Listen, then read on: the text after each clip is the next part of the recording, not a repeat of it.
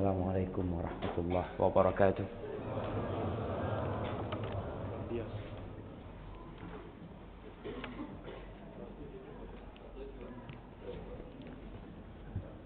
Alhamdulillah alladzi hadana li hadza wa ma kunna linahtadiya laula an hadana Allah. Wassalatu wassalamu ala ar-rahmatil muhdah al-mab'uuth rahmatan lil alamin sayyidina wa maulana wa qurrati a'yunina Muhammad wa ala alihi wa ashabihi ajma'in. Amma ba'd. Ahibbati fillah, Rasulullah sallallahu alaihi wasallam telah memberikan segala contoh kebaikan untuk kita.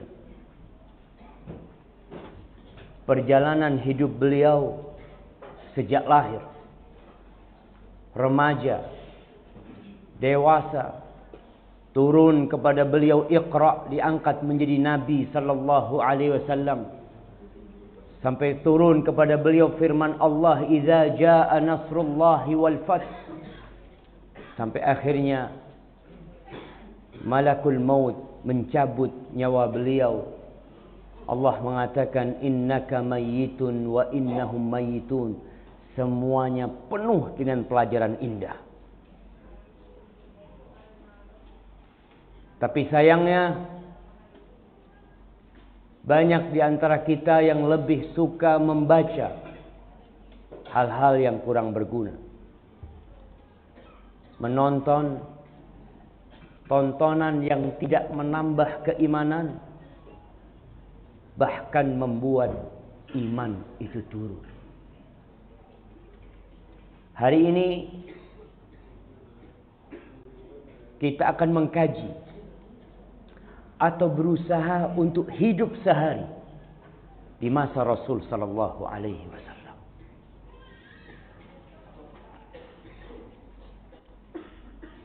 Ketika perang Tabuk, perang yang termasuk salah satu peperangan terbesar yang dilakukan oleh Rasul sallallahu alaihi wasallam untuk menyampaikan agama Allah ini kepada kita. Untuk berbagi rahmat Allah kepada seluruh umat manusia. Untuk mengenalkan kepada mereka bahwa la ilaha illallah. Peristiwa itu terjadi pada waktu atau sepulang Nabi alaihi salatu wassalam dari Fathu Makkah, dari penaklukan kota Makkah. Selesai perang Hunain pada tahun ke-8 Hijriah, Rasul sallallahu alaihi wasallam balik ke kota Madinah di bulan Rajab. Kira-kira 6 bulan setelah perang Hunain, tahun 9 Hijriah, Rasulullah sallallahu alaihi wasallam memerintahkan kepada para sahabatnya untuk bersiap-siap menghadapi Romawi. Kekuatan yang sangat dahsyat pada waktu itu. Ada 2 kekuatan yang menguasai beberapa belahan dunia. Ada Romawi dan ada Persia.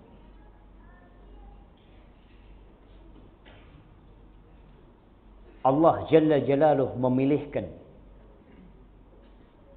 bagi Nabi kita sahabat-sahabat yang siap untuk mengorbankan jiwa, raga, dan harta mereka. Pada masa itu, masa yang sangat sulit. pada waktu musim panas yang begitu dahsyatnya. Tapi di sisi yang lain,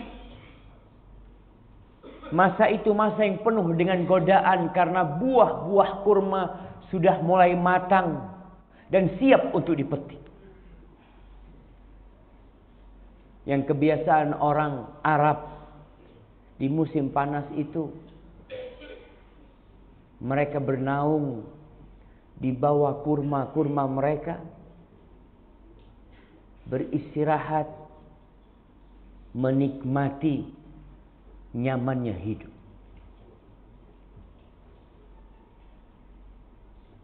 Tapi panggilan jihad telah dikumandangkan.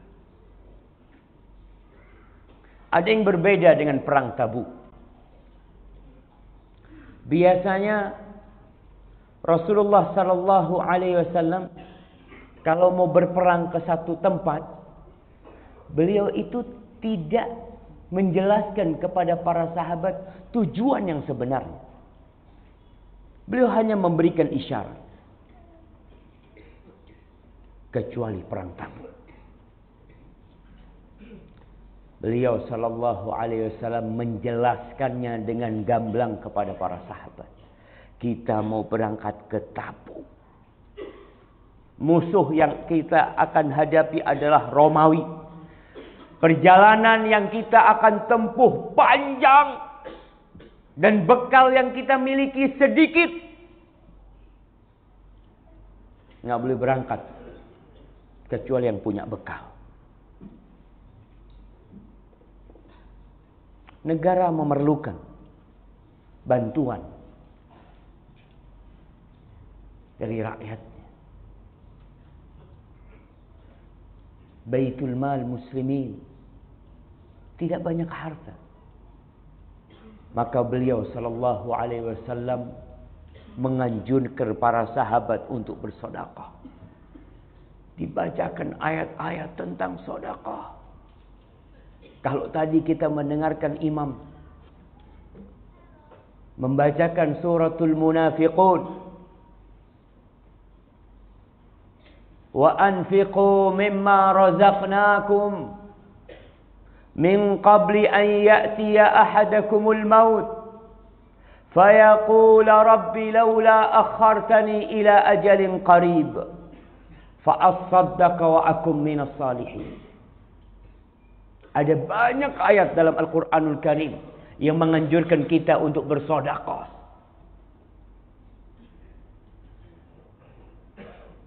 Maka pada hari itu, para sahabat yang yakin dengan syahadat mereka bahwa la ilaha illallah Muhammad Rasulullah sallallahu alaihi wasallam, mereka berlomba-lomba sedekah. Utsman bin Affan radhiyallahu taala anhu, dia membawa 1000 dinar yang dia bungkus di bajunya. Kemudian dia tuangkan di depan Nabi sallallahu alaihi wasallam.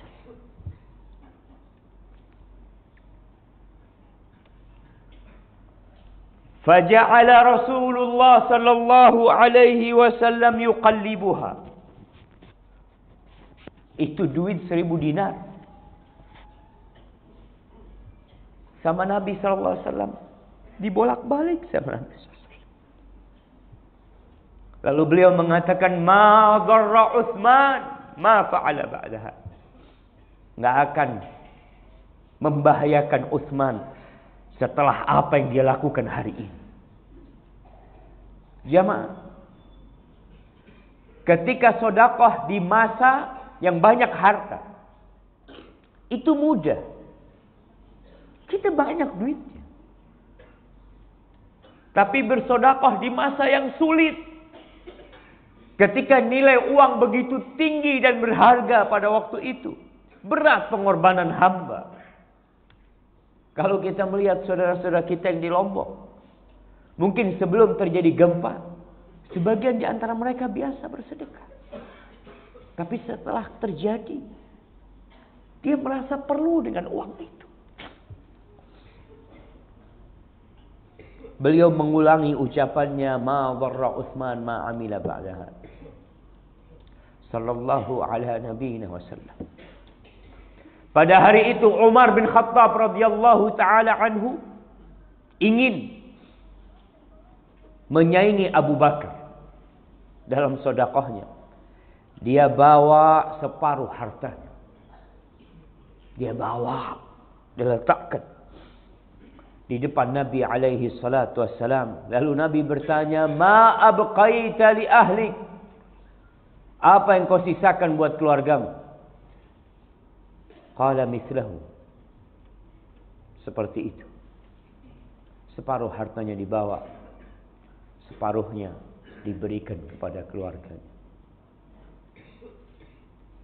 Lalu Abu Bakar datang membawa hartanya,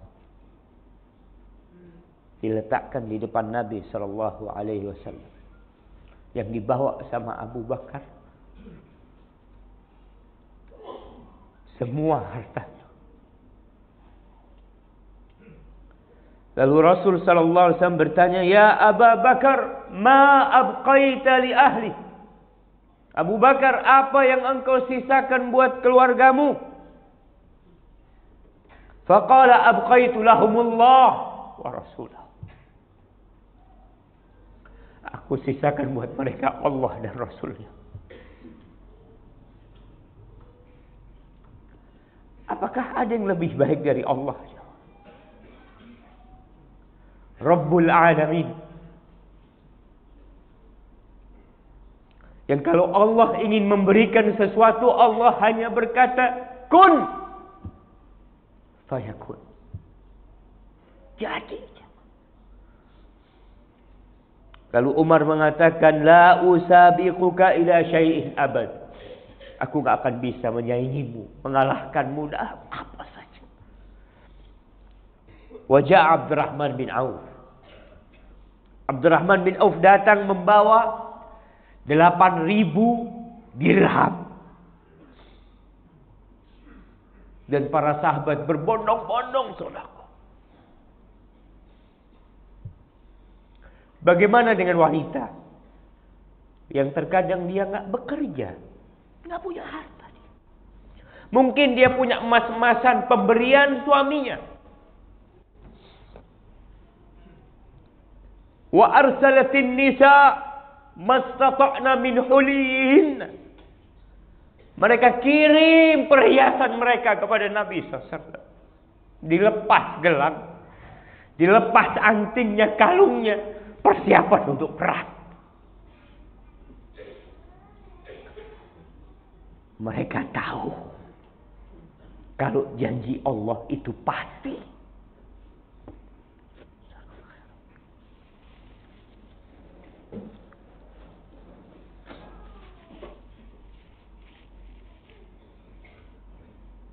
Dan sebagian sahabat datang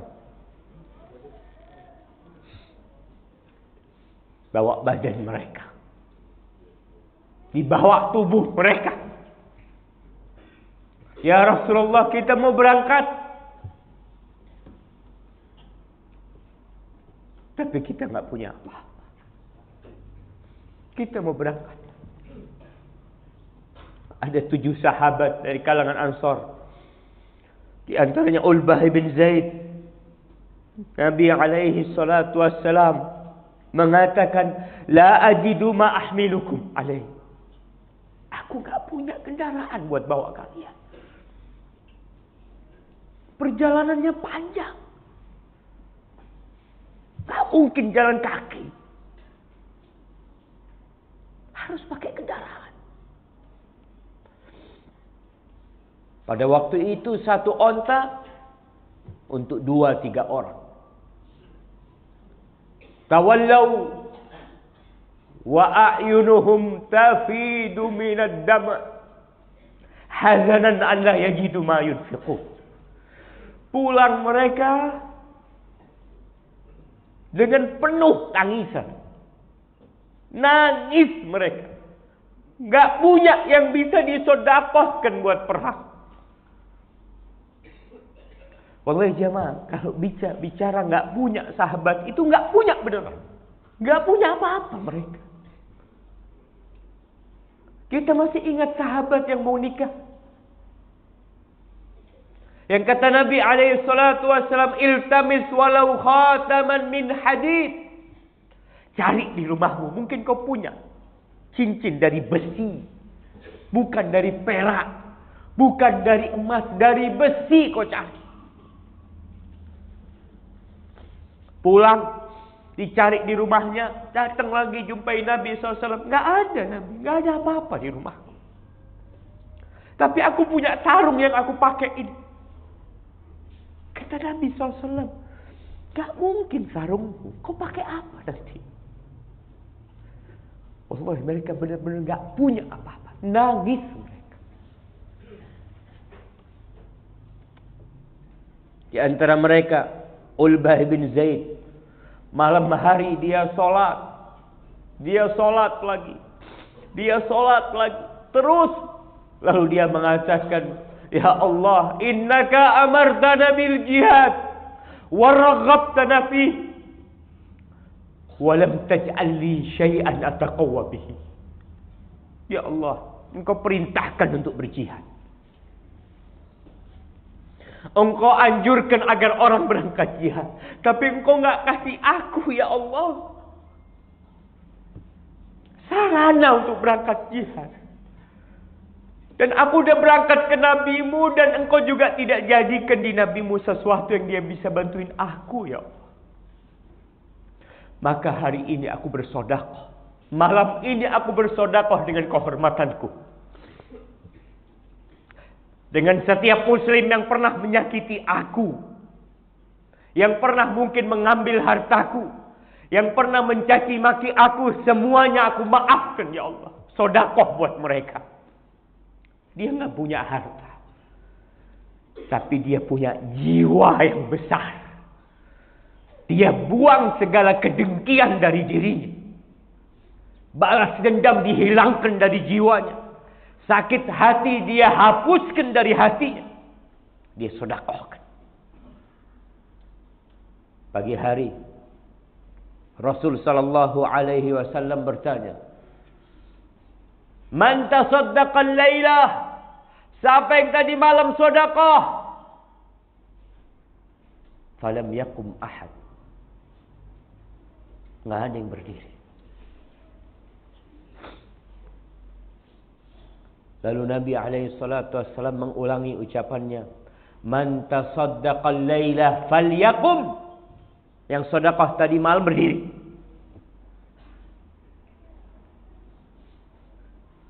Ulbah berdiri. Dia datang kepada Nabi SAW. Dia ceritakan peristiwa malam itu. Lalu Nabi SAW mengatakan, "Abshir, qad taqabbalallahu sadaqata." Bergembiralah engkau, Allah sudah menerima sedekah. Wallahi jamaah, kita pernah sedekah dan kita terus sedekah, kita nggak tahu apakah sedekah kita diterima.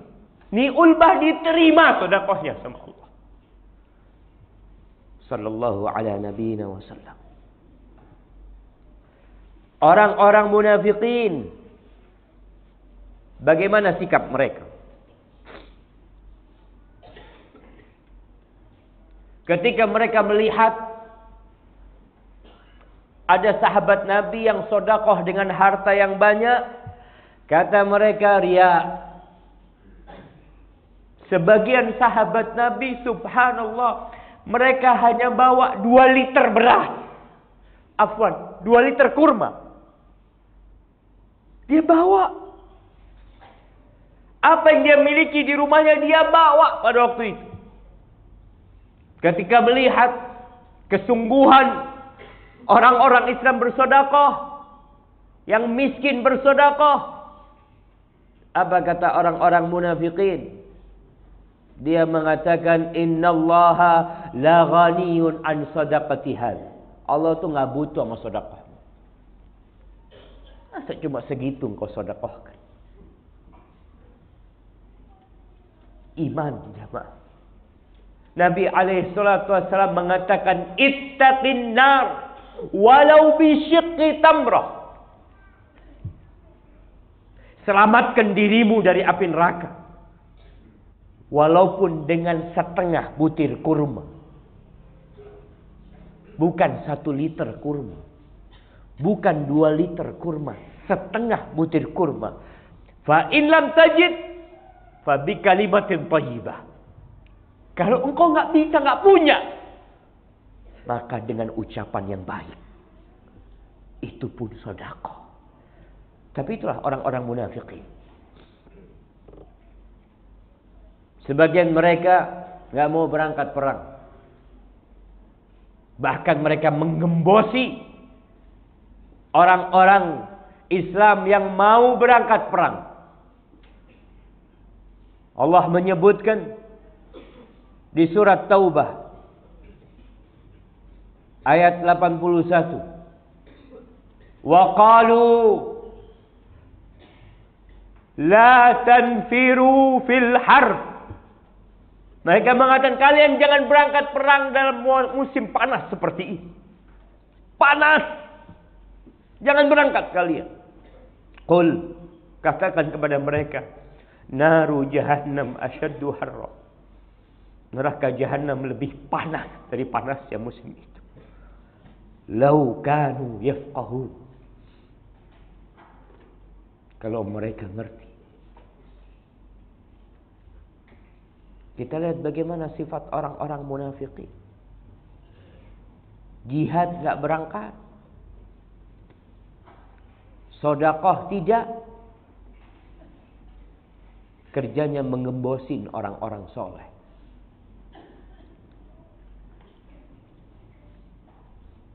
Tapi ada yang berangkat.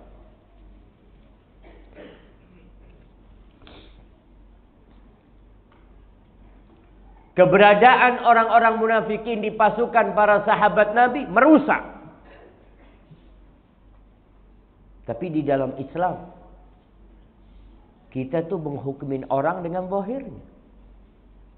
Urusan batinnya nggak ada urusan gitu sama dia. Antara dia sama Allah.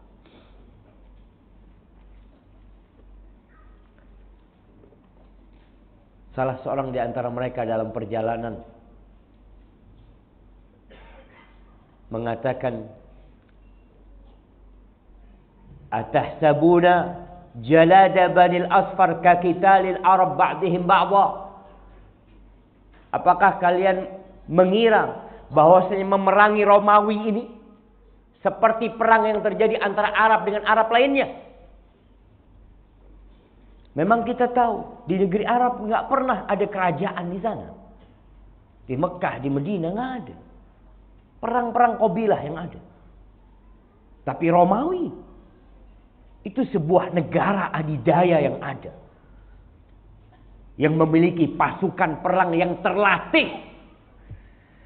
Persenjataan yang sudah disiapkan oleh mereka. Orang munafikin mau menakut-nakuti ini para sahabat Nabi. Wallahi laka'anna bikum ghadan muqarranina fil hibal. Kata mereka, dalam bayangan ana nih, ana ngelihat kalian besok kayaknya udah diikat oleh tali-tali, digiring sama mereka, dibelenggu sama mereka. Sebelum perang, gembosin. Di tengah-tengah pasukan perang, gembosin. Dalam riwayat lain mereka melihat, kita ini nggak pernah melihat orang-orang yang lebih besar perutnya, lebih suka makan. Wa ajbanu indal liqa, yang paling pengecut kalau perang, min qurra'ina, daripada nih sahabat-sahabat yang pandai baca Quran.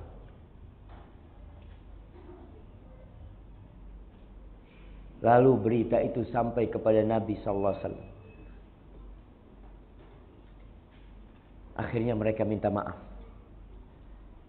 Mereka mengatakan, innama kunna nakhudu wa nal'ab. Afwan Nabi, kita tuh tadi hanya bergurau, kita tuh hanya mengisi kesenggangan waktu supaya kita nggak bosan dengan perjalanan yang panjang. Sebelum mereka datang telah turun firman Allah kepada Nabi SAW, wala in sa'altahum. Kalau engkau bertanya kepada mereka, kenapa mereka melakukan itu? Wala in sa'altahum la yaqulunna innama kunna nakhudu wa nal'ab. Jawaban mereka, kita hanya main-main, enggak serius omongan kita. Qul, katakan kepada mereka, abillah wa ayatihi wa rasulihi kuntum tastahzi'un. Apakah kalian dengan Allah dan ayat-ayatnya dan Rasulnya kalian jadikan itu bahan ledekan? Siapa yang diledek? Siapa yang dicaci? Siapa yang dicela? Para sahabat Nabi. Kemudian siapa yang belain mereka? Allah Jalla Jalaluh. Dan Allah jadikan celaan mereka kepada para sahabat itu celaan kepada Allah dan Rasulnya dan ayat-ayatnya. La ta'tadiru. Kalian enggak usah minta maaf. Enggak perlu kalian minta maaf. Kenapa? Qad kafartum ba'da imanikum. Kalian sudah kafir semuanya setelah sebelumnya mengaku beriman. In na'fu an ta'ifatin minkum nu'adzib ta'ifatan bi'annahum kanu mujrimin. Apabila kami memaafkan sebagian kelompok dari kalian yang mereka bertaubat, tapi sebagian lainnya kami azab mereka karena mereka adalah orang-orang mujrim, penjahat semua. Ini di surat Taubah ayat 65-66. Jamaah rahimakumullah. Sebelum perang ada peristiwa lain yang berkaitan dengan orang-orang munafikin.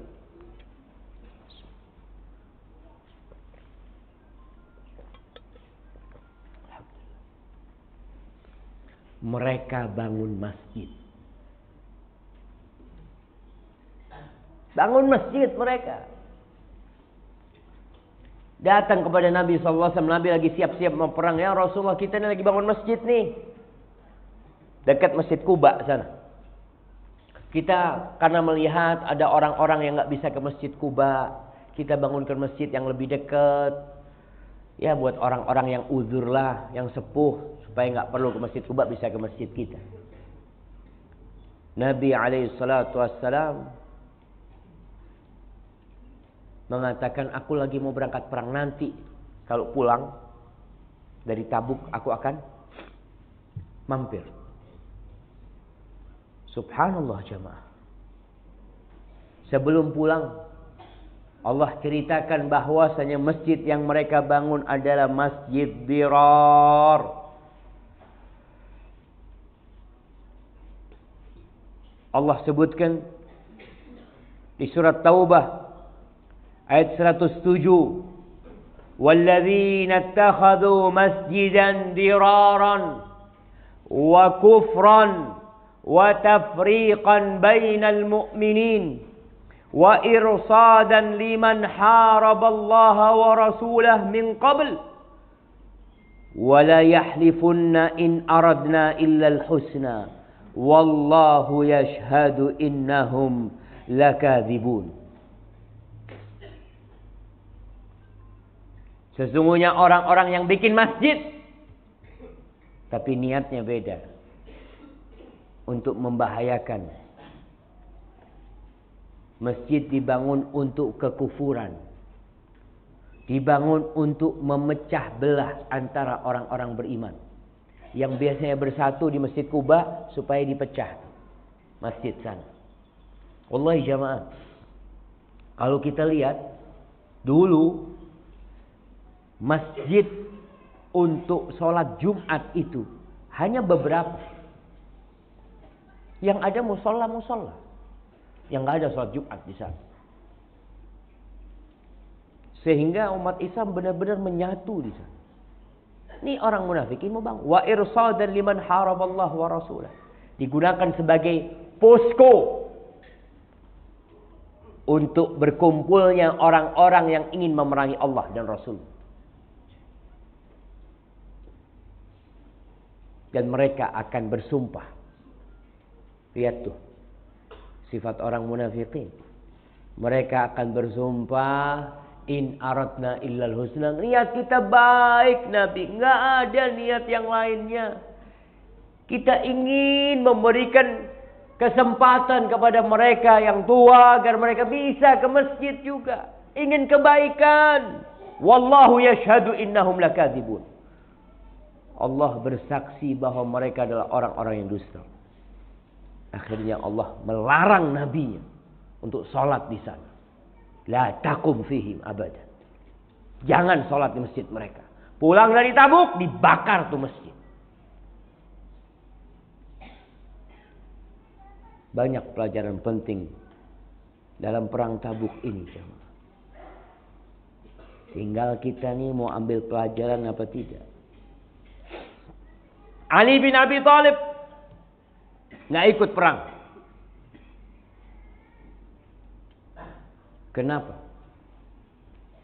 Karena perintah. Rasul sallallahu alaihi wasallam tidak pernah meninggalkan Madinah kecuali ada pemimpin pengganti di kota Madinah. Berganti-ganti sahabat yang dipilih. Pada waktu perang Tabuk yang ditaruh di Madinah itu Ali bin Abi Thalib. Ada omongan gak enak dari orang-orang munafikin. Seakan-akan mereka mengatakan Nabi SAW tidak ingin didampingi Ali.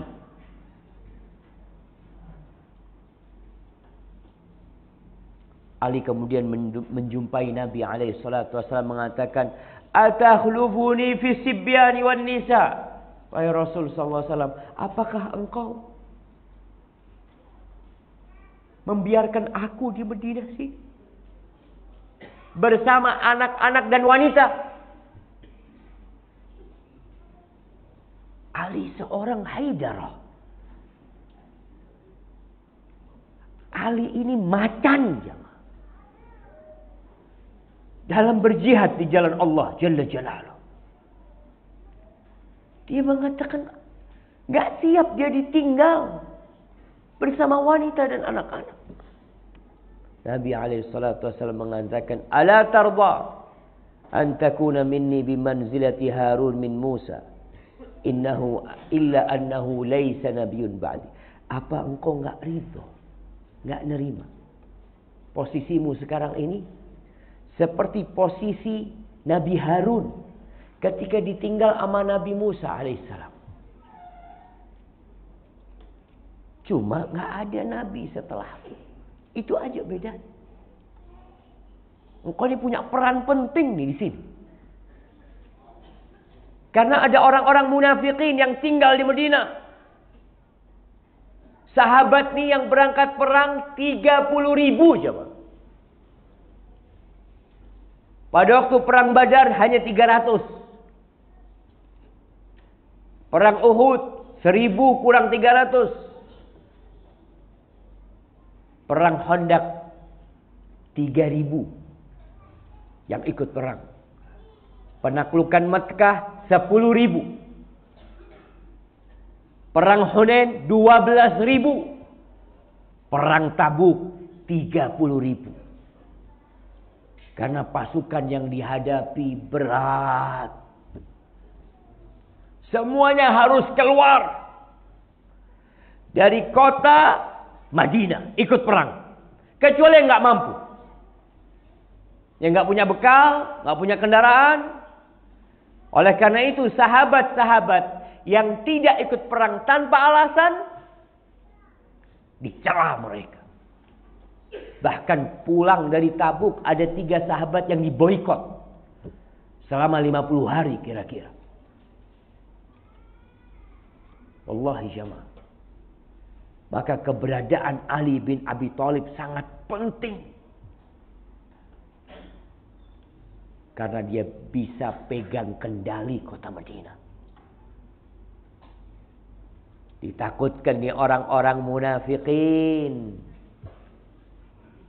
hendak mendatangkan orang-orang Yahudi untuk balik ke kota Madinah. Karena harapan orang-orang munafikin 30.000 berangkat ke Romawi, ke Tabuk, nggak balik. Mati semua. Sehingga mereka akan menguasai kota Madinah. Tapi Nabi SAW telah menjadikan Ali sebagai penggantinya pada waktu itu. Maka Ali ridha.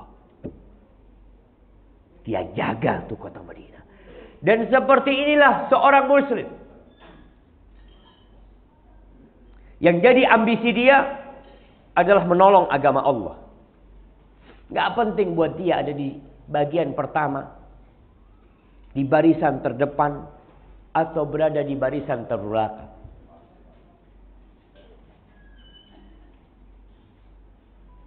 Nabi SAW mengatakan, Tuba li'abdin akhidin bi'anani farasihi fi sabilillah.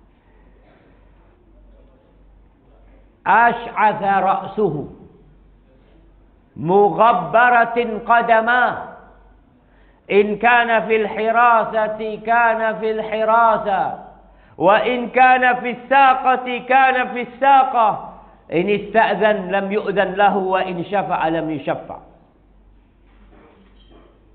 Tuba, ada surga, ada pohon besar di surga.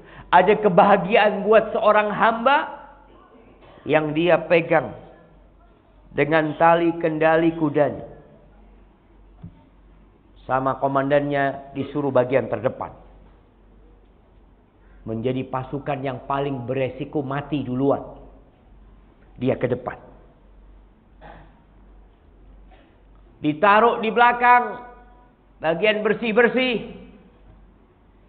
Dia berangkat ke belakang. Buat dia nggak penting dia di posisi mana. Yang penting aku bantu agama Allah. Mau di bagian parkir. Mau di bagian sandal. Mau di bagian pegang kamera. Nggak penting buat seorang hamba yang hidupnya lillahi ta'ala. Yang penting Allah ridha sama dia. Mungkin posisi dia rendahan. Nggak ada yang kenal sama dia. Tapi itulah seorang hamba. Ali bin Abi Thalib hanya ingin menanyakan tentang posisi dia.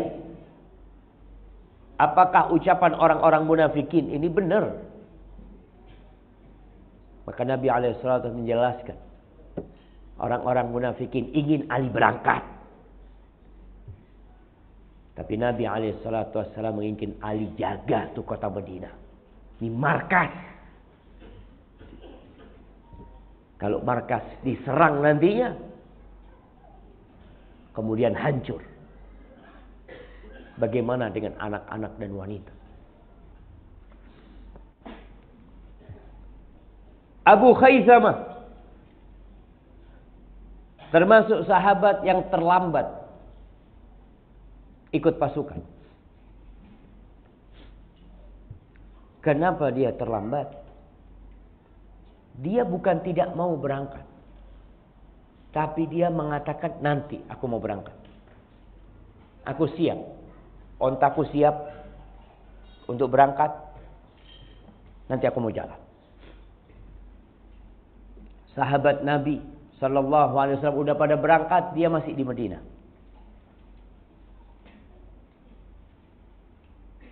Kemudian satu hari dia masuk ke kebun dia. 700 km perjalanan panjang. Artinya dia dengan berangkat sendiri akan lebih cepat nantinya.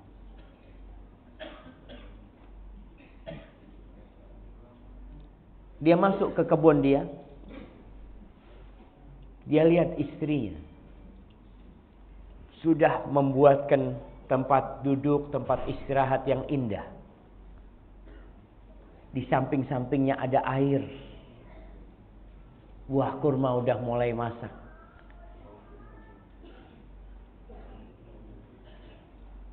Dia masuk. Lalu dia berkata, Ma hadza bi insaf. Ini enggak fair kayak gini katanya. Enggak benar kayak gini. Rasulullah sallallahu alaihi wasallam fi samumi wal harur. Nabi alaihi salatu wasallam kepanasan. Wa ana fi dhilli wan na'im. Dan aku di naungan dan kenikmatan. Enggak mungkin kayak gini. Dia ambil ontanya, dia bawa beberapa butir kurma, berangkat dia. Hati-hati dengan menunda-nunda amal soleh. Selamat Abu Khaisam. Tapi ada 3 sahabat, Ka'ab ibn Malik, Murarah ibn Rabi', wa Hilal ibn Umayyah. Mereka enggak berangkat. Padahal 3 orang ini semuanya mau berangkat. Apalagi Ka'ab bin Malik. Ka'ab bin Malik ini mau berangkat. Dia nggak mutar lagi lah. Besok aku mau berangkat. Besok aku mau berangkat. Besok aku mau berangkat. Sampai akhirnya pasukan Rasul Sallallahu Alaihi Wasallam sudah balik ke Madinah. At-taswif min junudi iblis. Hati-hati menunda-nunda. Nanti aku akan berbuat, nanti. Allah, anak lihat kejadian di Surabaya, Masya Allah. Ketika kita ngumpulkan donasi untuk Lombok, itu sistemnya pakai rekening sama gesek. Jadi ada sedikit pemaksaan. Ada sedikit pemaksaan. Tapi subhanallah, ada orang yang harus dipaksa. Kalau mengandalkan yang dibawa di dompetnya, berapa yang dibawa di dompet sih? Sampai 10 juta? Ya enggak usah, 10 juta buat apa di dompet? Berapa yang dibawa? Ya 300.000 sama 2.000-an. Buat apa 2.000-an? Ya buat sodakoh lah. Udah siapin tuh. Jadi dia memang udah siap 2.000 buat sodakoh. Nggak apa-apa, alhamdulillah. Nggak tercela.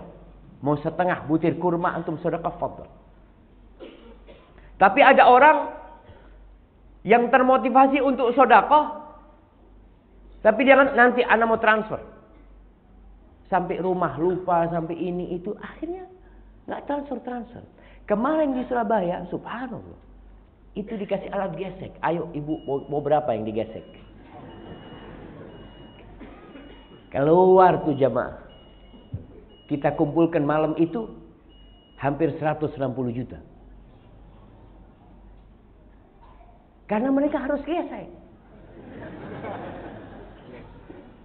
Karena kalau digesek ya mau pencet berapa? Masa pencet 2.000? Ya enggak lah. Makanya menunda-nunda. Artinya antum mau berbuat amal soleh itu 3 sahabat ini akhirnya nggak berangkat. Balik pasukannya, udah selesai. Ka'ab bin Malik ketika melihat hal itu, dia lihat keluar rumah, dia lihat orang-orang yang nggak ikut perang.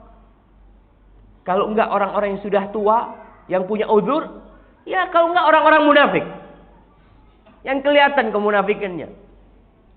Sebagian di antara mereka kalau disuruh berangkat perang tuh, waktu ke Tabuk, la taftinni, jangan engkau fitnah aku tuh enggak tahan ngelihat perempuan-perempuan Romawi gitu dia. Alasannya apa? Enggak tahan melihat perempuan-perempuan Romawi. Emangnya mau jalan-jalan ke Romawi?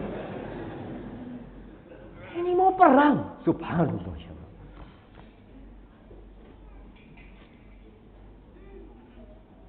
Sampai ke Tabuk. Perjalanan panjang, ingat. 1 onta, 2-3 orang. Artinya gantian mereka. Naik onta, turun. Rasul SAW gantian. Alaihi salatu wassalam. Wallahi dalam banyak peperangan beliau ikut gantian. Di perang Badar seperti itu. Beliau pernah ditawarin sama sahabat Nabi. Rasul, engkau tetap di atas lah. Biar kita yang gantiin engkau jalan. Waktu engkau jalan kita yang gantiin. Engkau terus di sana. Apa kata Nabi SAW? Ma antuma bi aqwa minni. kalian berdua tidak lebih kuat dari aku. Dan jangan dikira aku nggak butuh pahala, kata Nabi SAW. Aku pun butuh pahala seperti kalian. Allahu Akbar. Beliau mau pahala jalan kaki berjihad di jalan Allah. Usahakan kita ini punya amal soleh di semuanya, sedikit-sedikit.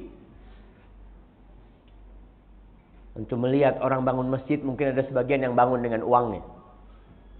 Tapi sekali-kali antum angkat sesuatu di masjid itu.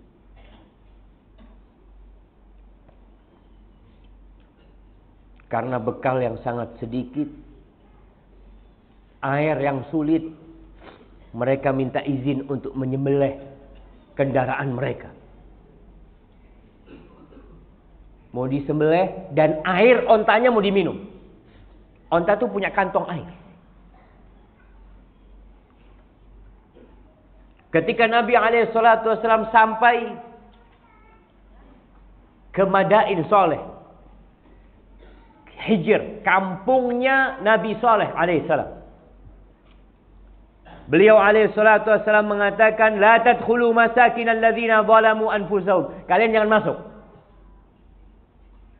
ke tempat orang-orang yang pernah mendolimi mereka, mendolimi diri mereka sendiri. Kalian jangan masuk ke sana. Illa an takunu bakin, kecuali kalian dalam kondisi menangis. Hadzaran ayyusibakum mithlu ma asabahum. Takut kalian ditimpa seperti apa yang menimpa mereka. Jadi ketika datang ke tempat-tempat yang diazab sama Allah Jalla Jalaluh, maka di sana seharusnya kita menangis mengambil ibrah, bukan ketawa-ketawa. Karena sekarang banyak tempat-tempat seperti ini dijadikan wisata. Seharusnya mereka menangis. Sampai di Tabuk, orang-orang Romawi tidak ada.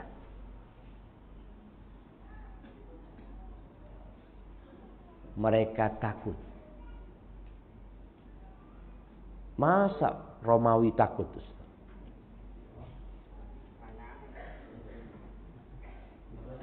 Di Tabuk mereka harus berjumpa dengan umat Islam di padang pasir. Mereka memilih untuk menanti umat Islam di benteng-benteng mereka, di kota mereka. Nabi SAW melihat nggak perlu kita ke sana. Paling enggak, apa istilahnya, ada show force. Udah menunjukkan kekuatan umat Islam. Agar orang-orang tidak main-main dengan umat Islam. Akhirnya Nabi SAW diam di Tabuk beberapa malam. Kemudian datang kepada beliau ada beberapa gubernur dekat sana yang mereka berdamai dengan Nabi SAW dan membayar jizyah serta buat perjanjian. Artinya kekuatan umat Islam sudah dipertimbangkan. Mereka sudah mau buat perjanjian dengan umat Islam. Lalu Nabi SAW pulang ke Madinah.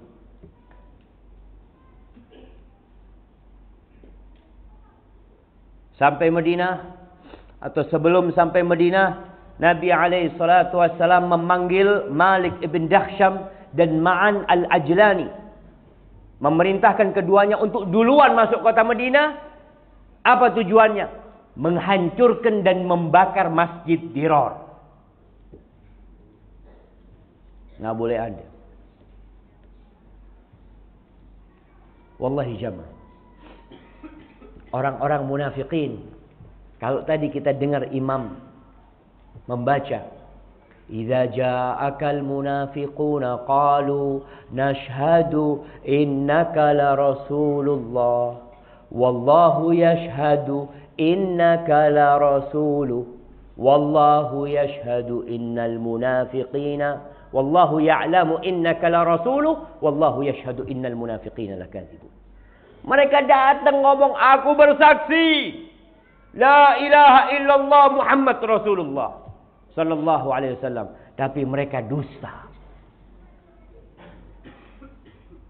Wa minan nasi man yaqulu amanna billahi wa bil yaumil akhir wa ma hum bimumin. Bohong mereka. Mereka mengatakan kami beriman kepada Allah dan Rasulnya, beriman dengan Allah dan hari akhir. Wa ma hum bimuminin. Mereka bukan orang-orang beriman. Yukhadi'un Allah wa rasulah. Mereka mau menipu. Penampilannya Masya Allah. Orang munafik itu jamaah, penampilannya kayak antum semua. Kayak kita lah. Dan bahkan sepertinya lebih baik penampilannya. Allah mengatakan,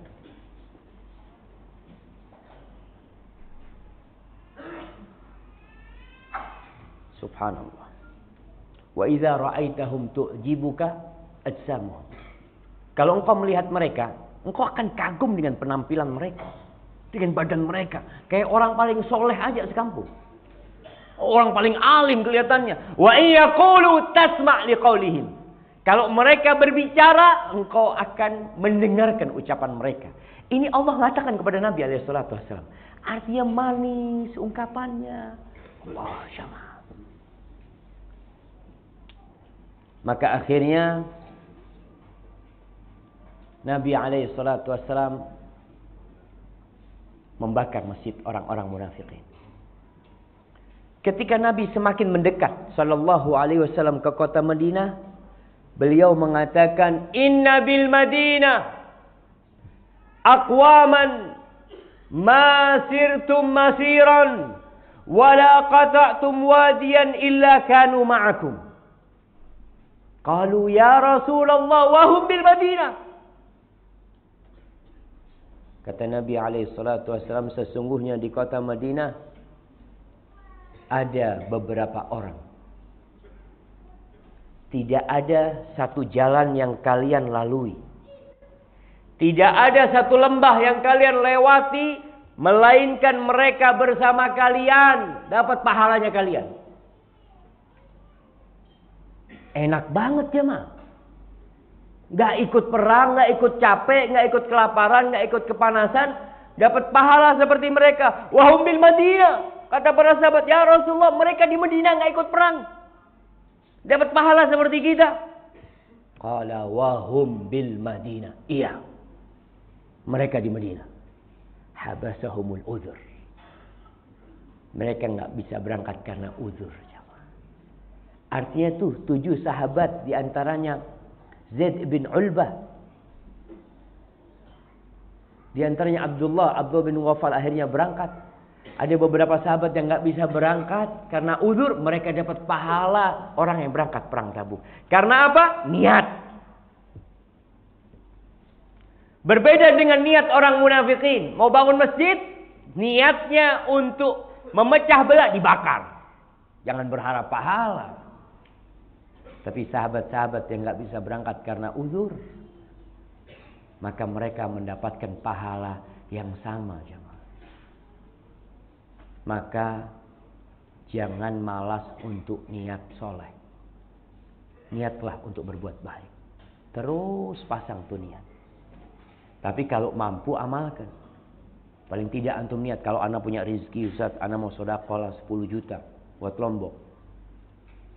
Dapat rezeki 10 juta, aduh sayang ya.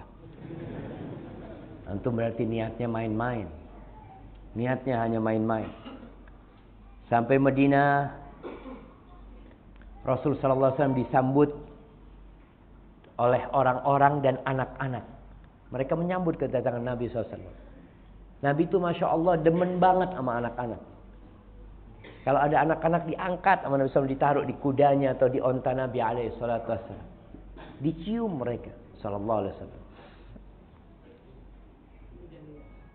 Sampai Masjid Nabawi. Udah sampai sana, datang orang-orang munafik. Bersumpah, minta maaf Nabi, kita nggak bisa berangkat karena ada urusan ini, urusan itu, mohon maaf. Datang Ka'ab bin Malik bersama Hilal bin Umayyah dan Murarah bin Rabi' datang menjumpai Nabi SAW. Yang datang terakhir Ka'ab bin Malik.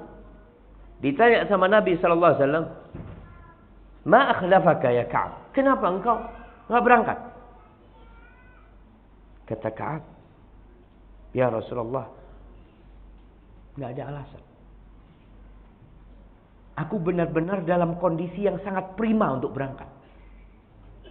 Tapi gak tahu aku gak jadi berangkat."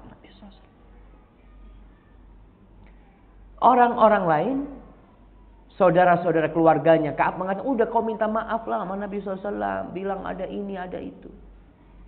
Kata Ka'ab, enggak, aku mau jujur. Aku mau jujur. Apa yang akan Allah berikan hukuman kepada aku akan jujur, kata Ka'ab. Sampai sana Nabi SAW, "Amma hadza faqad shadaq." Mengatakan kepada orang ini jujur. Sudah, kalian pulang. Sampai datang keputusan dari Allah Jalla Jalaluhu. Akhirnya Ka'ab bin Malik tidak diajak bicara. Diboikot. Ka'ab datang ke Masjid Nabawi. Salat salam kepada Nabi SAW. Ka'ab sampai mengatakan, "Aku melihat apa Nabi menjawab salamku apa enggak," kata dia. "Aku melihat kepada bibirnya." Berat ujian Ka'ab. Dia berangkat ke temannya, ke saudara yang paling dia cintai.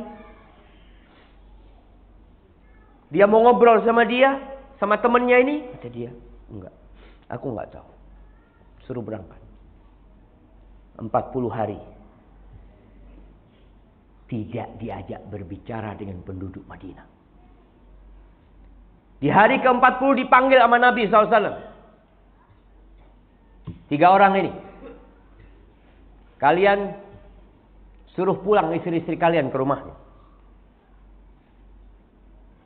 Bingung Ka'ab. Apakah kita menceraikan mereka? Maksud, enggak. Suruh pulang aja. Artinya benar-benar dihukum sama Allah. 50 hari. Setelah 50 hari, Allah turunkan firman-Nya di surat Taubah ayat 117, 118. "Laqad taballahu 'alan nabi wal muhajirin wal ansar alladzina ittaba'uhu fi sa'atil usrah min ba'di ma kada yazighu qulubu fariqin minhum thumma taba 'alaihim innahu bihim raufur rahim." Allah telah menerima taubat Nabi, taubatnya Nabi. Memberikan taubat kepada Nabi, kepada orang-orang muhajirin, orang-orang ansor yang ikut perang Tabuk. Perang yang penuh kesulitan. Setelah hampir terjadi kekacauan di antara mereka. Yang digembosin dengan orang-orang munafikin. Sesungguhnya Allah itu maha pengasih, maha penyayang. Wa 'ala salasah. Dan disebutkan secara khusus. Dan Allah menerima taubatnya 3 orang. Ka'ab bin Malik, Murarah bin Rabi' dan satunya lagi. Mereka 3 orang itu diterima taubatnya oleh Allah Subhanahu wa taala. Alladzina khullifu, yang mereka enggak ikut perang, hatta idza daqat alaihimul ardu bima rahubat wa daqat alaihim anfusuhum wa dhannu an la malja'a minallah illa ilaih. Tuh, 3 sahabat ini mengalami proses yang sangat indah, jemaah. Untuk menerima taubat itu, Allah menceritakan bumi yang luas jadi sempit buat mereka, dan hati mereka jadi sempit buat diri mereka. Sampai klimaksnya mereka mengira nggak mungkin ada jalan keluar kecuali Allah Jalla Jalaluhu. Ketika itu Allah berikan kepada mereka taubat. Selesai dapat kabar gembira, taubatnya diterima. Datang Ka'ab bin Malik kepada Nabi SAW. "Ya Rasulullah, aku bersumpah. Aku bernazar. Kalau Allah menerima taubatku, aku akan keluar dari semua hartaku. Terserah engkau mau taruh di mana hartaku ini."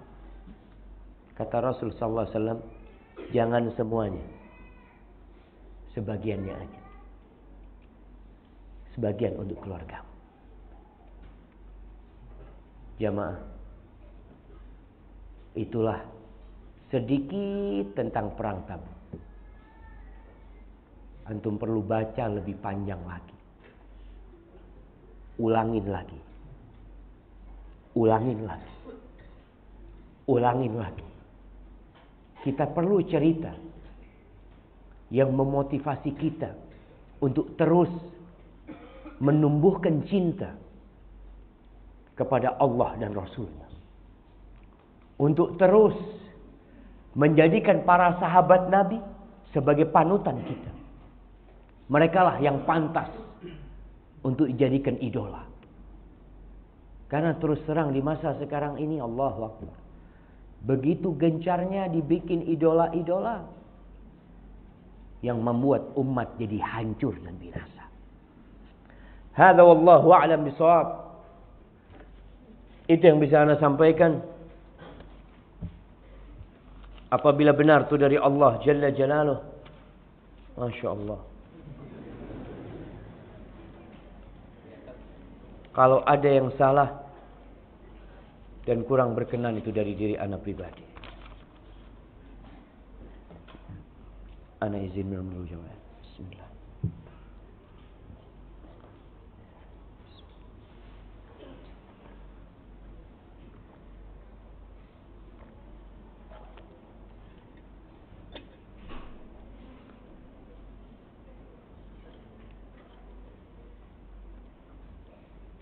Assalamualaikum Ustaz. Waalaikumsalam. Tolong nasehatin ikhwan yang masih suka foto-foto, video ketika kajian. Karena mengganggu, Ustaz. Antum udah dengar tuh. Mana yang foto-foto video? Antum gak capek ngangkat dari tadi? Ganti tangannya. Ganti tangan. Udah dengerin aja kajiannya Ustaz. Ini ada media yang nggak usah beda Ustaz. Pahalanya kan pahala anak pegangin tangan, pegangin kamera nih Ustaz. Anak kepingin dapat pahala tuh Ustaz, biar capek-capek. Iya, kadang-kadang mengganggu. Artinya mengganggu jamaah yang lain. Antum bisa membuat jamaah yang lain suudzon sama antum. Ini mah mau riya aja kayaknya. Mau ganti apa? Ganti status, foto dulu. Sedang kajian bersama Ustaz Syafiq. Ya hati antum jamaah.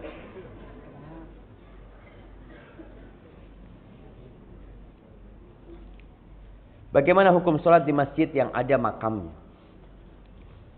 Ketahuilah bahwa Rasul sallallahu alaihi wasallam melarang mengubur di dalam masjid atau membangun masjid di atas kuburan. Kubur di tempat umum jemaah. Bagaimana dengan kuburan Nabi alaihi salatu wasallam? Nabi dikuburkan di rumahnya, bukan di masjid. Karena muncul orang-orang ingin dikuburkan di masjid. Kalau memang dikuburkan di masjid itu lebih mulia, maka seharusnya sahabat-sahabat Nabi kuburannya bukan di Baqi. Semuanya di masjid. Dan Nabi melarang kita sholat menghadap ke kuburan. Jadi berkaitan dengan sholat di dalam masjid yang ada kuburannya, para ulama sepakat itu terlarang. Hanya sekarang apakah sholatnya sah atau tidak? Atau sampai tingkat haram atau tidak? Itu dibahas oleh para ulama. Tapi yang jelas sholat di sana ada larangan. Itu yang Anda paham. Maka nanti dilihat kembali. Orang-orang yang mengaku mazhabnya Maliki coba dibahas. Bagaimana pendapat Imam Malik. Yang mazhabnya Hanafi coba dibahas. Yang mazhabnya Hambali dibahas. Yang mazhabnya Syafi'i dibahas. Bagaimana hukum sholat di masjid yang ada kuburannya. Sehingga mereka itu kadang-kala mendapatkan penjelasan yang sepotong-sepotong. Oh nggak apa-apa, yang nggak boleh itu kalau nyembah kuburan, kalau minta sama kuburan. Nabi SAW mengatakan kepada para sahabatnya, la tusallu ilal kubur. Kalian jangan sholat menghadap kuburan. Ini sahabat Nabi. Apa ditakutkan mereka menyembah kuburannya? Abu Bakar, Umar, Utsman, Ali. Maka coba dibahas. Berikan penjelasan kepada umat bagaimana sebenarnya hukumnya. Dan sekali lagi, kecuali kuburan itu dipisahkan dari masjid, ya. Dipisahkan dari masjid. Nabi SAW mewanti-wanti para sahabat sebelum meninggal dunia dengan menjadikan masjid-masjid itu kuburan. Sebagaimana orang-orang Nasara menjadikan gereja-gereja mereka sebagai pemakaman buat pendeta-pendeta mereka. Maka hati-hati, itu yang Anda ketahui. Kalau mungkin ucapan anak sepakat tadi salah, tapi dilihat pendapat jumhurul ulama tentang masalah ini, sehingga berikan penjelasan kepada umat. Soalnya kalau kita yang ngasih penjelasan, kadang-kala, waduh, ini Ustaz Wahabi nih, kayak gini. Subhanallah. Udah baca bukunya yang ada di kitab-kitab itu. Nah, ini ke pertanyaan, bagaimana dengan Masjid Nabawi? Nabi itu nggak dimakamkan di masjid. Sekarang orang memang mau dimakamkan di masjid. Saya ini yang wakaf masjid, ya. Siapa yang wakaf masjid ini? Yang wakaf ngomong, nanti ana mau kuburan ana di sebelah kanan tuh. Ini duitnya. Wasiat, Ustaz. Harus dilaksanakan. Nah, wasiat yang dalam ketaatan yang harus dilaksanakan. Barakallahu fikum. Hadza wallahu a'lam jamaah. Terkadang saya malu dengan sedekah yang saya berikan. Padahal kehidupan saya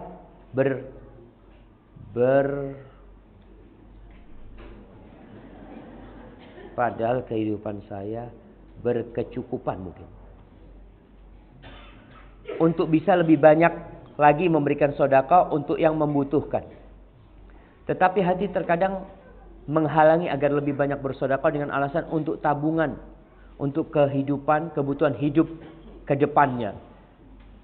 Antum pikir sedekah itu hilang duitnya? Ini kan berarti salah paham sama sedekah. Kalau sedekah fulusnya hilang, ya jelas lah. Sedekah ini disimpan antum duitnya. Buat nanti, masa depan antum. Antum bisa lihat jamaah. Allah kalau bicara sedekah jamaah. Allah tuh bakal kasih ganti. Jaminan untuk masa tua itu sedekah. Jadi kalau ada asuransi sekarang, asuransi syariah. Asuransi syariah itu ya bangun masjid antum. Wakaf ini, wakaf itu. Asuransinya sama siapa? Sama Allah. Nabung gak apa-apa antum. Silahkan. Tapi tetap sedekah. Jadi kalau antum berbicara, anak sedekahnya sedikit untuk kebutuhan masa depan, Ustaz. Sisanya. Ya. Paling tidak berapa sih yang disedekahkan jamaah? Sepertiga lah. Sepertiga itu kata Nabi SAW banyak udah. Antum mungkin gak bisa seperti Abu Bakar. Ka'ab bin Malik gak boleh seperti Abu Bakar sama Nabi SAW. Sisakan sebagian hartamu. Karena keimanan dan keyakinan kita nggak seperti Abu Bakar Siddiq radhiyallahu taala anhu. Bagaimana cara menghilangkan hati yang sulit untuk sedekah? Niatkan ngutangin Allah. Niatkan ngutangin Allah. Antum kalau ngutangin orang kan pasti dibalikin. Allah mengatakan in tuqridullaha qardan hasanan yudha'ifhu lakum wa yaghfir lakum. Kalau kalian ngutangin Allah, sampai Allah bahasakan itu, duit kalian itu utang sudah. Jadi bukan diberikan. Kalau memberikan, mau nggak mau kan nggak balik. Antum ini 10 juta ya. Antum dikasih 10 juta. Akadnya apa ini? Dikasih apa utang? Dikasih lah. Alhamdulillah. Kan nggak harus balikin kalau dikasih. Akadnya utang. Aduh, utang. Sama Allah dikasih lebih antum. Allah wasi'un alim. Maka tatkala kita tumbuhkan keyakinan di hati kita, ini ana ngutangin Allah, nggak hilang duit ana. 10 juta akan jadi 70 juta. Jadi 700 juta. Jadi 7.000 juta. Masa 7.000 juta? 7 miliar 7 juta. Antum. Jamaah. Jadi kita bahasa juta-juta ini nggak ada di masa dulu. Di masa Nabi SAW, Nabi kalau nyebut 1 juta, apa sebutannya? Alfu alfin. 1000 kali 1000 berapa? 1 juta. Sekarang kan ada bahasa Arab miliun, nggak ada itu dulu. Yang ada, makanya orang kalau ngomong 1000 juta itu lebih keren jamaah. Daripada 7 miliar ya 1000 juta. Anak-anak itu kalau tanya, ini 7 miliar berapa 7 miliar? Ketika 7.000 juta, Allah 7.000 juta banyak banget gitu kan. Wallahu a'lam bishawab. Afwan kalau anda salah jawab. Kalau kan apakah berdosa jika kita mampu bersedekah lebih banyak tapi kita berikan sedikit dengan alasan tabungan untuk masa depan? Tadilah ada persentasinya. Ingat Nabi alaihi salatu wasallam cerita yang orang yang punya kebun yang akhirnya awan itu menyirami kebunnya. Apa yang dia lakukan dengan kebunnya? Dia ceritakan sepertiga dia makan, sepertiga dia balikan untuk modal kebunnya, sepertiga dia sedekah. Maka kalau antum mau banyak, ya seperti itu. Apakah penyebab dan tujuan dari perang Tabuk? Nah, ada beberapa sebab yang disebutkan oleh para ulama. Salah satunya, informasi yang sampai kepada Nabi SAW. Jadi ada suku, ada orang-orang Nabatian. Orang-orang Nabatian ini tinggalnya di daerah sekarang Yordania. Daerah yang disebut Petra. Mereka biasanya jual minyak ke Madinah. Minyak apa? Minyak zaitun. Karena zaitun nggak tumbuh di Madinah, nggak tumbuh di sana, tumbuhnya di Syam. Mereka jual minyak ke Madinah. Di situ mereka memberikan informasi bahwasanya ada perkumpulan orang-orang Romawi di daerah Tabuk sana yang ingin menyerang. Itu salah satu sebab yang disebutkan oleh para ulama. Dan ada sebab-sebab lainnya. Di antaranya Rasul Ibnu Qayyim menyebutkan bahwasanya sebabnya itu adalah Nabi ingin menyampaikan agama Allah ini ke mereka. Agar mereka mengenal agama Allah. Hadza wallahu a'lam bishawab. Maaf di luar tema Ustaz. Apa itu manhaj nabawi? Apa ada perbedaan dengan manhaj salaf? Manhaj nabawi artinya manhaj Nabi alaihi salatu wassalam. Yang manhaj salaf ini mengambil dari manhajun Nabi SAW fi dakwah. Manhajnya Nabi dalam berdakwah. Artinya dia khusus menceritakan tentang Nabi SAW. Tidak menceritakan tentang sahabat Nabi SAW. Adapun salaf, maka menceritakan orang ulama salaf, para sahabat Nabi. Yang Nabi SAW adalah khairus salaf. Dia sebaik-baiknya pendahulu kita alaihi salatu wassalam. Ustaz, apakah menunda keinginan anak-anak kami karena kekhawatiran menunda keinginan anak-anak kami karena kekhawatiran ekonomi masa depan, padahal mereka sudah mampu walaupun belum besar, termasuk sifat kemunafikan? Anak-anak kami penuh keyakinan segera menikah. Oh, mau nikah ini jamaah. Untuk menghindari fitnah. Wallahi, ini orang tua harus faham dengan gelagat anaknya. Rasul SAW mengatakan, Ya ma'syarasy syabab, man istata'a minkumul ba'a falyatazawwaj. Wahai anak-anak muda yang mampu menikah, menikah. Kita ini terkadang terhalangi dengan kuliah. Dulu kan nggak ada kuliah. Kuliah buat apa sih jamaah sekarang? Ada kuliah yang memang tujuannya benar. Ada kuliah yang hanya untuk memperpanjang masa pengangguran.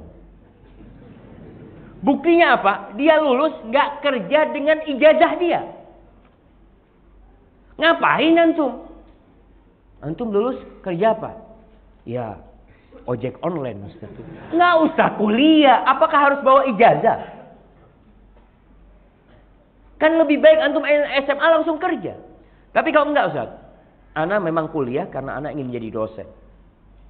Ana kuliah, ilmu yang ana pelajari inilah yang ana perlukan untuk kehidupan nanti. Bukan ijazah. Tapi kebanyakan orang kuliah perlunya apa? Ijazah dia, bukan ilmu.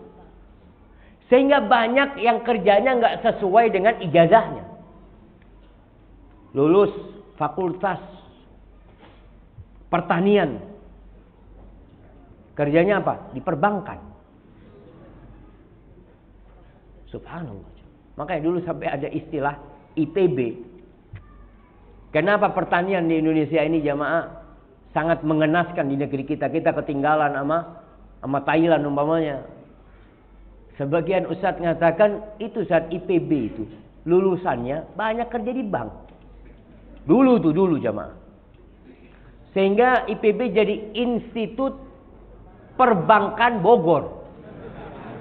Karena outputnya banyak kerja di bank. Dan itu dikeluhkan. Dan ini yang menyebabkan pertanian di negeri kita.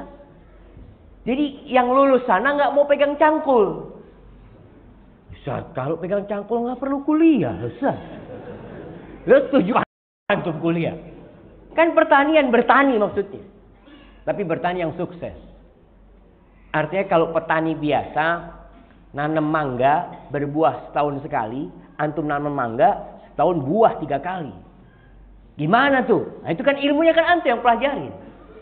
Makanya sekarang kan ada ya model apa? Yang di polybag itu. Apa istilahnya? Hidroponik. Itu kan dari hasil sana gitu loh. Dari mereka yang belajar, yang kuliah. Artinya mereka menghasilkan sesuatu. Tapi kalau antum kuliah lalu kerjanya tadi. Kuliah terus kerjanya apa? Jualan cilok Ustaz. Gitu. Ya nggak perlu kuliah. Makanya orang-orang kaya jamaah. Banyak yang nggak lulus SMP. Ya Ustaz kan rezekinya dia Ustaz kayak gitu. Ya alhamdulillah kan nggak perlu kuliah berarti. Kalau bicara rezeki itu tidak ditentukan dengan ijazah. Jangan dipikir S2 itu rezekinya lebih besar daripada SD. Nggak ada ketentuan kayak gitu. Pernah di negeri kita ada S2 mengajukan diri untuk suntik mati. Mau bunuh diri. Karena dia nggak dapat kerjaan. Subhanallah jamaah. Di negeri kita. Peristiwa S2 nggak dapat pekerjaan. Makanya kalau ya tadi anak-anak ini mau nikah, bismillah. Ustaz nanti takut kuliahnya terganggu. Yang dibutuhkan kuliahnya itu apa sih? Ijazah. Insya Allah dapat ijazah. Enggak, ilmunya Ustaz. Insya Allah istrinya bantuin dia tulis skripsi. Alhamdulillah jamaah. Istri nulis skripsi, istrinya mejetin dia, Masya Allah. Daripada nulis skripsi di warnet di mana, ini ada bininya yang mejetin. Bismillah. Halal jamaah. Jadi jangan takut urusan ekonomi asalkan anaknya dipersiapkan. Karena anak-anak ini berpikir nikah itu enak. Benar nikah itu enaknya. Sebentar enaknya. Sisanya tanggung jawab. Ribut mungkin belum punya anak enak. Keluar anaknya 1. Allahu Akbar. Keluar 2. Ya Allah 2 keluar ya Allah. Itu kan hasil kerjamu 2, 3, 4. Mulai tanggung jawab. Ana rasakan ketika ana punya anak sudah mulai TK. Belum TK udah PAUD. Allah tiap hari nganterin ke tempat tahfidz Quran. Jadi kita jadi supir jamaah. Nganterin sana sini. Sampai ada istilah di Medina itu. Suami itu. Dari kalangan mahasiswa ini. Masuk rumah sebagai hamal. Tukang angkut. Jadi habis beli beras, beli apa dia angkut ke rumahnya. Keluar dari rumah sebagai tukang sampah. Ambil sampahnya. Udah kerjanya kayak gitu. Jadi fahamkan kepada anak yang mau menikah. Anak-anak muda ini. Bahwa engkau siap nggak dengan tanggung jawab itu? Urusan fitnah iya. Jangan dipikir engkau ketika menikah nggak fitnah. Fitnahnya berbeda. Fitnah itu tetap ada, jamaah. Apakah seorang yang sudah menikah fitnahnya berkurang? Iya. Tapi ada fitnah lain buat dia.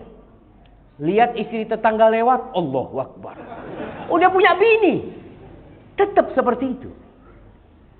Maka kalau anak-anak sudah siap secara mentalnya untuk bertanggung jawab, kasih tahu dia yang laki, nih perempuan nih bengkok nih. Kau harus siap, jangan cuma mau enak-enak doang.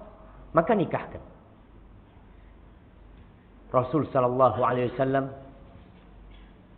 bersabda, "Salasun haqqun 'ala Allah 'aunuhu." Ada 3 orang yang Allah berjanji akan membantu mereka, menolong mereka. Salah satunya wannakihu lil afaf, yang menikah untuk menjaga kehormatan dirinya, dibantu sama Allah. Jangan kepikiran orang tua dengan ekonomi dia, tapi siapkan dia benar-benar menikah untuk menjaga kehormatan dirinya. Barakallahu fikum. Kita hidup di zaman yang banyak fitnah, syubhat. Bagaimana cara kita agar terhindar dari sifat kemunafikan? Antum pelajari apa aja sifat orang munafik.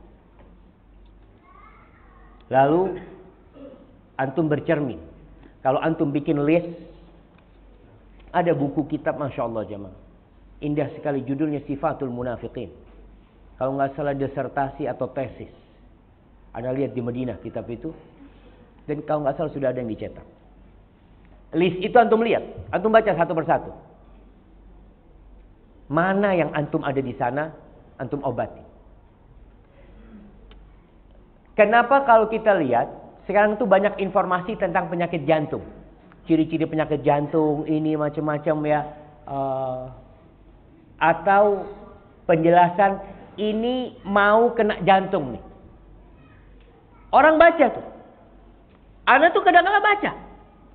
Lihat, katanya sakit di mana? Di kiri gitu kan. Ana sakit nggak ya Ana lihat ya. Kadang-kadang Ana sakit di sebelah sini. Jadi kita memang akhirnya jadi takut gitu. Tapi kalau kita nggak pernah baca, nggak pernah ngelihat, kita aman, makan semuanya apa. Maka kalau orang kepingin selamat dari kemunafikan, cari tahu apa saja sifat orang-orang munafikin. Kemudian lihat ancaman buat orang-orang munafikin. Takut antum terkena sifat munafikin.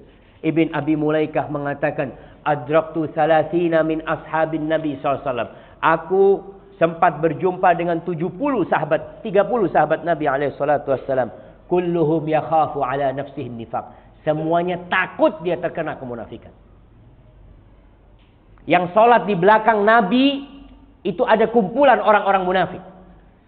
Jangan dipikir orang munafik gak sholat di belakang Nabi SAW. Yang ceramah di mimbar Nabi, yang mendengarkan sebagian orang-orang munafikin.